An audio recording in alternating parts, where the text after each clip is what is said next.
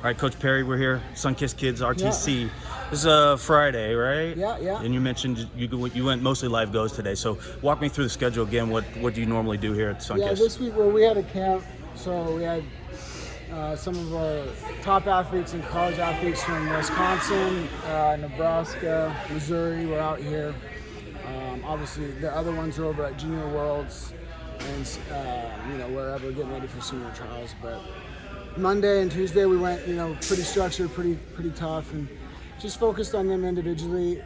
Wednesday, Thursday, and then today they just got matches in. So just kind of getting that anxiety up for our athletes here that are local. We obviously have some new ones that are moving in right now, as we speak this coming weekend. And, for our national athletes, that we're on the same team, but, there's 3 or 4 matchups here that are most likely going to happen in the finals of the World Trials. So it isn't real comfortable for anyone in here right now, but we want them to feel that, just that stress, that anxiety, because that's reality in combat and competition. You're going to feel stress no matter how prepared you are, but you also got to enjoy the stress. You got to enjoy that, and the more we can provide that in our preparation, the easier it is to handle that the way it needs to be handled. Yeah, I mean, I saw live goes, like you said. I saw match situations. I saw a lot of heavy hands. Yeah. I saw some grunts and some moans and some throws and some of that kind of stuff. So they're getting it after it.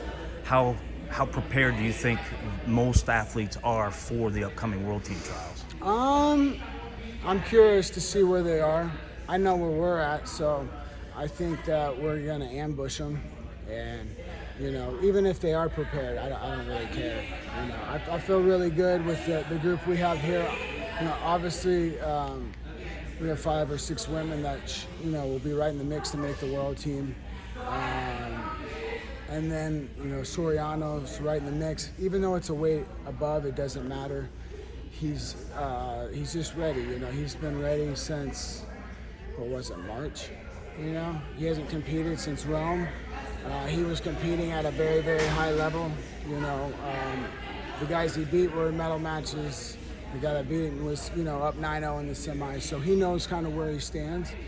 And we're excited, for the World Championships. It'll be a good reveal, right? Because he hadn't had that opportunity yet, been right on the edge. Then for whatever reason, something gets taken away from him. So that'll be exciting. You mentioned Nebraska and Wisconsin coming in here, right? Yeah. So how does that logistically work? Do they stay together in a house somewhere? I mean, Sunkist, Cam and Art, they set it up through them. They're not at the same place. They're at different places, but they're just coming out here. We did another camp earlier. JB came out and Oliver and other ladies, Helen and them earlier in the year in January. They get a place here locally. We hook them up, with the weight room right around here. Just whatever they need, whatever they need. It's not 100% ideal, but I know the direction that we're going with everything, and so do our athletes, so it's exciting. There'll be more and more of this kind of stuff, in the future, and I mean, it's just kind of what senior level wrestling needs. We need commitment from our fans, our athletes, the people that love wrestling, and providing, to have this many senior athletes training, in August is important. We don't have that in a lot of places. That's the reality of it. There's maybe 3 places in the U.S., 4, that can put a room of athletes together right now, and we plan on being the staple. Well, there's no lack of star power as you look around the room, as you see the live goes. I mean, it's name after name after name after name. How important is Sunkist to these athletes and vice versa? How do you feel about what kind of role they play in the RTC? Yeah, I mean, I think they play the whole role. They are the RTC ultimately, and what these athletes do for, mentors for college athletes, not just here, around the whole country, whether it's just an extremely intense person that you're training with, or it's a real mentor that's putting their arm around you and taking you along. There's really no difference. If you get to meet that guy that's intense, is training every day like it's the Olympic finals, that's something that's just, you can't replace, that kind of intensity, that kind of focus. Or if you have whatever, I'm watching some of these guys from other schools, being good mentors towards the younger guys, and it's just, without that, I feel like American wrestling would be in big trouble. Not even just at the senior level, at the college level. You got 40 athletes and the better programs that are really developing. I don't want to say that they have more resources, so it's easier to develop. When you have, say, 8 men that are post-grads that are training for the Olympics, but they're extensions of your coaching staff. And even for our ladies, people don't realize the way they train, and it's basically win you live, lose you die kind of mentality, like anyone. They're extensions of the coaching staff, to some of the college guys, for us, and then just giving them, this is how it's done. This is how you win championships, and it's consistency. I'm glad you mentioned the ladies. Yeah. Such a huge pivotal part of the Sunkist RTC and what you're doing here. And obviously, we're wrestling people. We know it's a long time coming. The world is just now waking up to this for some reason. Yeah. What does it mean to have these female athletes in here scrapping so hard? It means a lot. I mean, to Sunkist, I know to Cam and Art, they've been very big advocates, and in this quad, I've been a big advocate. I kind of got introduced to it, and yeah, I mean, it's really the same from the coaching side. Of preparation is, as long as the preparation's right and the mentality, when they step on the mat, it feels the same every day for me. It feels the same traveling in the corner, and their energy is just, it's positive. It's positive energy. Now again, I'm fortunate. I'm getting to work with the best athletes in the United States, and the up and coming. But I think it's been amazing, and it's really just the push. If they get the push, like anything, the girl from Kyrgyzstan's getting a big push by UWW and by her country, and she has tens of thousands of people standing out in the streets watching her wrestle at the Olympics. Is that because of they enjoy watching her compete, or has she gotten a push? People got to know her in her country, where she's from, who she is as a person, what she stands for.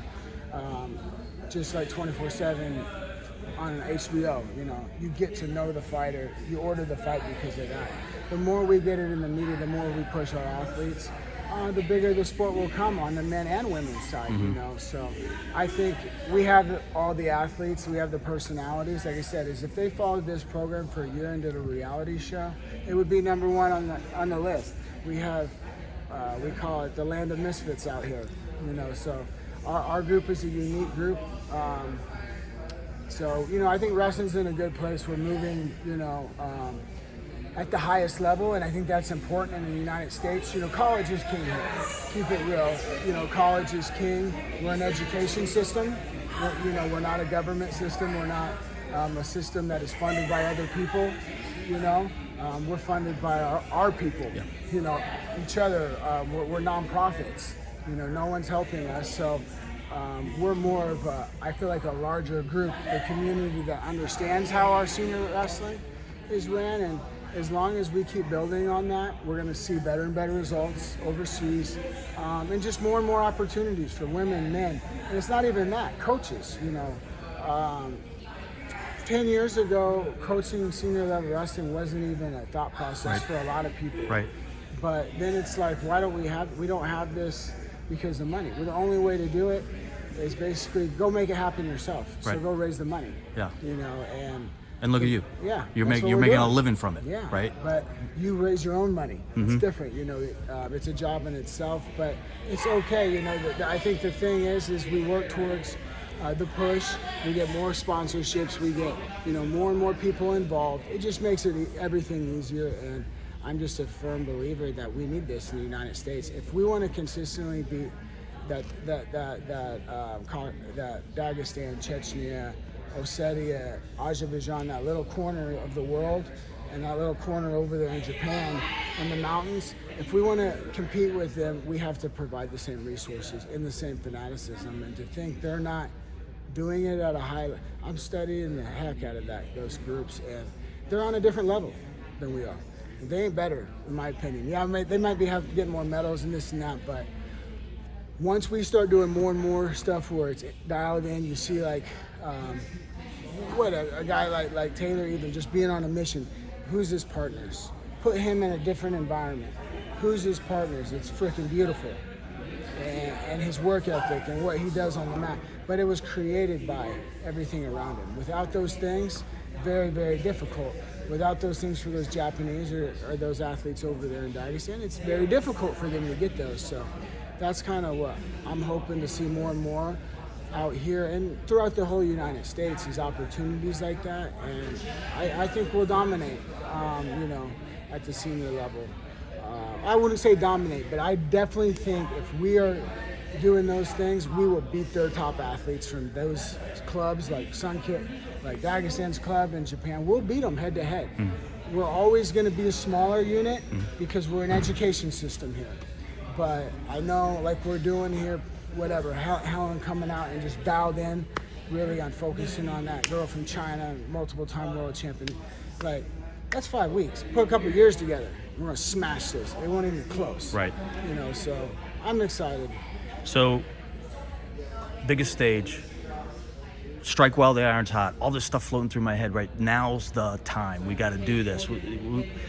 Wrestling crossed over into mainstream media with, TMS getting, her speech and all that kind of stuff afterwards. What was it like being in Tokyo with that group? I'm sitting on the couch, 5 a.m. in the morning Eastern time, and I'm watching our athletes jump up and down, stand, and it brought tears to my eyes. What was it like being there?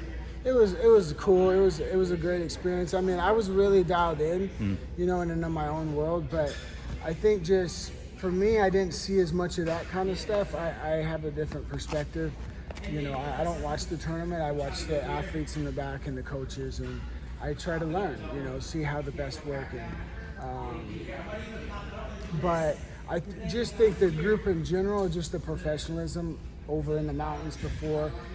And the ones that got the result and the ones that didn't, just seeing the tangibles. And the same thing over in Tokyo once I got there, really watching behind the scenes stuff, just studying people, the ones that got the job done, the ones that didn't, the tangibles in their warm-ups and their food and their emotion, just studying those things. Some pretty cool stuff, Always trying to learn. Why not? You're there. I can always watch video. I can watch video. I watch it more than anyone probably. So, but I can't always see those things. Right. And even just like I said, it was so cool to see David Taylor get through that. They had a perfect game plan, shut him down easy for 5 whatever, and he gets it done.